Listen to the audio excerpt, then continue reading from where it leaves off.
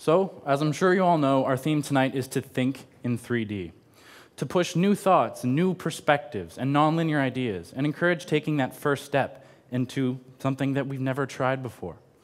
And having been encouraged and being passionate and being inspired by talks from within the TED community and from within Sudbury itself, I find that this theme really encapsulates what TED stands for. But it's more than that, because TED has always stood as something amazing to me. TED has stood as something where two forces of human creation can come together and meet on equal footing. TED has stood as somewhere where art and science can come together to the same respect, to the same applause, to share ideas to all the same audience, and have no problem sharing this with each other. And that's just amazing. So, tonight we're going to explore art and science and see what's different between the two, why they're the same, and why it actually all works together. But there's a bit of a problem with this, because our society seems to have a problem accepting art and science as similar to each other. You see, art and science make up two halves of human creativity and human innovation, yet for some reason we see them as opposed. And around campus, it's far from rare to hear a scientist insult an artist by saying that their degree is not going to get them anywhere and they don't contribute anything actually productive. Only to hear the artist reply and say that the scientist is highly strung and non-creative and is essentially just a soulless calculator. And this isn't just me hearing things either, because on the Engineering Society t-shirt, printed on the one sleeve, there's an insult to the arts. And the point isn't that there are individuals being insulted. While that is saddening, it's not why we're here. Why we're here is because these two halves of human creativity, these two halves of human innovation, refuse to accept that they can offer things to each other. They refuse to accept that they can work together to do something completely new. One individual, by the name of Adam Savage of Mythbusters fame, said something recently that I actually found encapsulates the entire thing really well. You see, Adam, having been paid to be both an artist and a scientist, found himself uniquely suited to doing a talk at this year's South by Southwest conference. And in it, he stated that art and science have always been the twin engines pushing us forward as a species. Now, I must admit that due to the slightly odd way my mind works, I immediately visualize this as humanity as a twin-engine aircraft with art strapped to one wing and science strapped to the other. And after eventually I got over this amusement at this mental image, I realized that it's actually a pretty fair representation of the entire thing. And you see, I can prove this to you with just two questions. Would you want to be in an aircraft where they had two engines that argued? Would you want to be in an aircraft where the right engine is telling the left engine that it's not creative and contributes nothing new to the flight? Only for the left engine to reply by saying that the right is soulless and doesn't do anything neat. Because I wouldn't. And technically, twin-engine aircraft can fly on a single engine. But it's not exactly an ideal scenario, is it? Yet that's currently the scenario we have ourselves in. And instead of continuing to embrace that, we really need to collaborate. You see, the world has been begging for new ideas, new innovations, new discoveries, and new ways of pushing ourselves forward to solve our multitude of problems for quite a while now. And it is my firm belief that this next discovery is not going to come about by the current restrictive, iterative scientific process that we've been encouraging and that we've been teaching. If we're going to take this next big breakthrough, if we're going to take this next big step, it's going to be by way of a collaboration between the science and the arts and doing something completely new. It's going to be a connection of multiple separate concepts. And sadly, this endeavor is not exactly without its challenges. You see, we currently work on an education system that has also subscribed to the belief that art and science are different things. Well, I mean, not different things, but that art and science are opposed to the other. We view art as the sole place for a creative, expressive mind. And we view science as the sole place for the more analytical, the more technical aspect of our mind. And we view these things as mutually exclusive. More than that, though, our current education seems to discourage having big ideas and out-of-the-box ideas and weird aspirations by way of linear teachings and encouraging memorization. In his now famous TED Talk, Sir Ken Robinson said that if kids don't know, they'll have a go. And I hope many of you have seen this talk, and if you haven't, it's fantastic. Please go watch it the second I'm done talking, or during lunch, that'll be fun. See, he was referencing the fearlessness of a young mind when it comes to sharing their thoughts, sharing their ideas, sharing their aspirations, and sharing what makes them tick. But having been a tutor in Sudbury for the last few years, I'm kind of saddened to say that this is ceasing to be true. You see, for the most part, I worked in mathematics, trying to catch struggling students up to the curriculum. And I'd always try and figure out what their unique thought processes were to encourage an understanding. But I encountered a wall almost immediately, which is the fact that when you asked these kids any form of problem, instead of answering it, they would sit there and wait until they were given step-by-step instructions with confirmation at every single step. And the problem with that is, that's not teaching. That's memorization. To me, this entire tutoring thing was intended to take one's individual's unique thought process and try and figure out how to encourage an understanding of the concept with that unique thought process. That just made more sense to me. And eventually we got around this problem by giving the kids markers and telling them to go draw and share their ideas on a whiteboard. Because as it turns out, the fun of being able to spread all your ideas across a big whiteboard overrules the fear of sharing those same ideas. But I still find myself frightened, because if those kids now, at this age, are scared to share those ideas and those thoughts, when they're educated enough, when they have enough technical know-how, and when they're old enough to be able to contribute to the advancements of our society and our species, they'll have lost the actual creative capacity to do so. And that's a problem we have to address now. And this isn't just a problem in young education either. I have a friend of mine who's a fantastic fiction writer. She writes short horror stories, and she's managed to make me feel more haunted and more moved in her stories than Hollywood has managed to do in my entire 21 years. So I can attest to the fact that she's a brilliant writer. And by her own admission, you can regularly see the fact that she hides this creativity. She's scared that she's going to be negatively judged for having creative ideas. Is that not saddening? Someone who can come up with amazing stories and amazing feelings out of nothing but their own mind considers that exact trait a negative to be judged?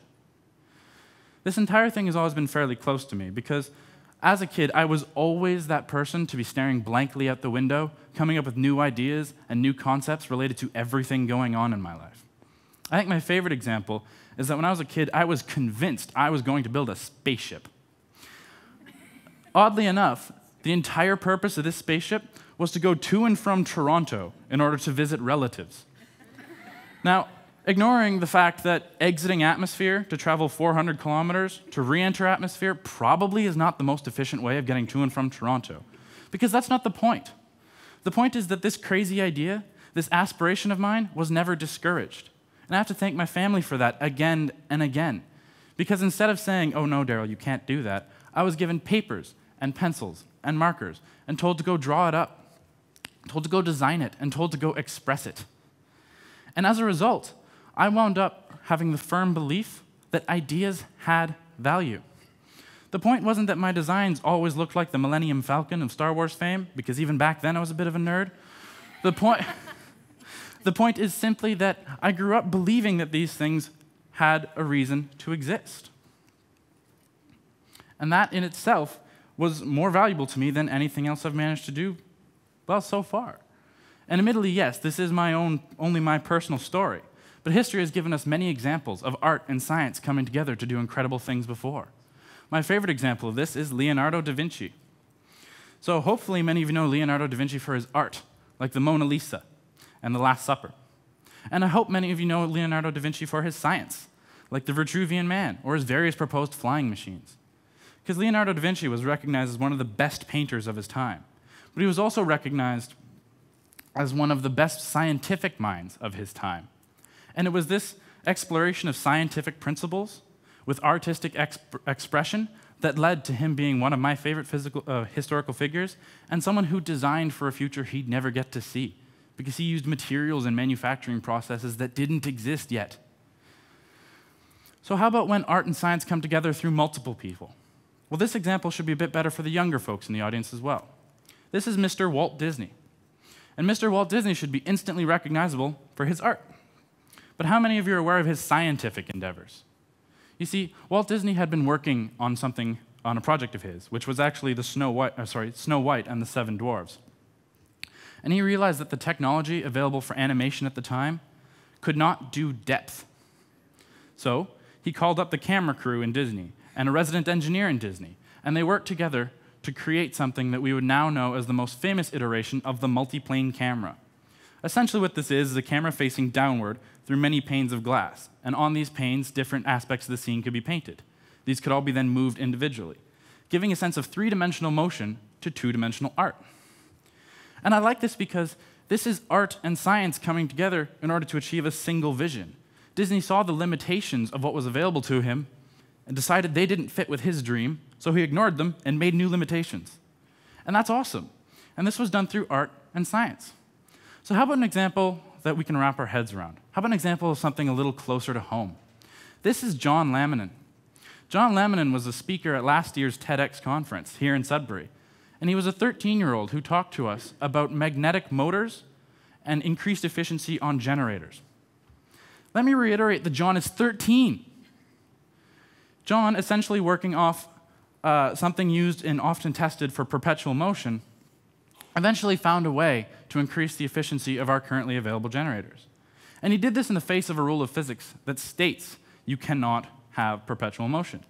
And John didn't break this rule, he didn't invent perpetual motion, but by being willing to explore his ideas in this field, by being willing to express and test it out, he eventually stumbled upon something that can change the way our future technology works. So whether or not John was motivated by art, this is exactly the kind of big ideas, the kind of big aspirations, and the kind of big plans that we can make happen by a collaboration between the arts and the sciences. Actually, let's take a look at the scientific process and the artistic process, things we consider so polarly opposite, and see how similar they actually are. You see, the scientific process consists of having an idea for something you want to test. You then create a set of circumstances and an experiment in order to test this. When you have the results, you then further develop your test, and you keep going until you finally have a conclusion. Now, the key word to take away from that description is the word create. Because the very first step of this supposedly non-creative scientific process is to create a set of circumstances. That's the very first thing. So you are taking these ideas from your mind, these experiments, these circumstances, and you are moving them towards the physical realm in form of an experiment. That is absolutely art. Perhaps not the most publicly enjoyable art, but it is art nonetheless. So conversely, how about the artistic process? Well, the artistic process consists of having an idea or a feeling and exploring that idea and feeling through the medium of your choice. Whether this is film, whether this is music, whether this is writing, whether this is painting, you are exploring the idea and the feeling through this medium, and you explore it completely. Finally, when you're done, you go then and re-explore your creation, trying to tweak it in ways. Maybe you didn't express something quite right. Maybe you didn't express something you wanted to, and you make small changes. For my personal example, say I'm writing a song or just playing guitar or something like that, and there's a section that doesn't sound quite right. I will sit there and keep playing it over and over until something just fits. And that's experimentation. And experimentation, by definition, is scientific. So if the scientific process is artistic, and the artistic process is scientific, let's cooperate.